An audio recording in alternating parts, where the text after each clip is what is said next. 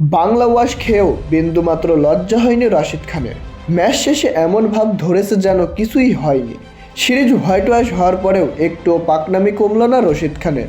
এদিকে player of the সিরিজের পুরস্কার নিতে গিয়ে ইংরেজি না পারায় নাসুম আহমেদকে নিয়ে মজা করলেন এই উপস্থাপক। এরপর নাসুম আহমেদ দিলেন উচিত জবাব। 2018 সালে বাংলাদেশকে 3-0 ব্যবধানে হারিয়ে হোয়াইট ওয়াশ করেছিল আফগানিস্তান। দীর্ঘ 7 বছর পর এবার সেই প্রতিশোধটাই নিয়েছে টাইগাররা। আরব আমিরাতে শারজা ক্রিকেট স্টেডিয়ামে 3 দিনের টি-20 সিরিজে পরপর 3-0 ব্যবধানে আফগানিস্তানকে হারিয়ে হোয়াইট ওয়াশ করে সিরিজ জিতে নিয়েছে বাংলাদেশ। 2018 সালে হোয়াইট ওয়াশ হয়ে যে তিক্ত স্বাদ নিয়েছিলেন বাংলাদেশের ক্রিকেটাররা, এবার সেই একই রকম স্বাদ আফগানিস্তানকে হোয়াইট ওয়াশ করে অনুমোদন করল টাইগাররা। আর 3 ম্যাচে দুর্দান্ত বোলিং করে প্লেয়ার অব দ্য সিরিজ হয়েছেন নাসুম আহমেদ। ম্যাচ শেষে সিরিজ সেরার পুরস্কার নিতে গিয়ে ইংরেজি না পারায় এই উপস্থাপক নাসুম আহমেদকে নিয়ে মজা করেছিলেন।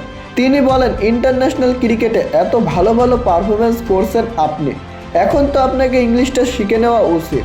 জবাবে নাসুম আহমেদ বলেছেন, আমি ইংলিশ শিখছি, পরবর্তীতে আমি আপনার চেয়েও ভালো ইংলিশ বলবো। তারপরে যখন উপস্থাপক বলে সিরিজ সেরা হয়ে আপনার কেমন লাগছে, তখন নাসুম আহমেদ বলে, অনুভূতিটা ভালো, তবে এটাই প্রথম নয়। নিউজিল্যান্ড এবং অস্ট্রেলিয়ার বিপক্ষেও এমন অভিজ্ঞতা রয়েছে আমার। এদিকে সিরিজ হেরে হোয়াইট ওয়াশ হয়েও বিন্দুমাত্র পাকনামি কমেনি রশিদ খানের।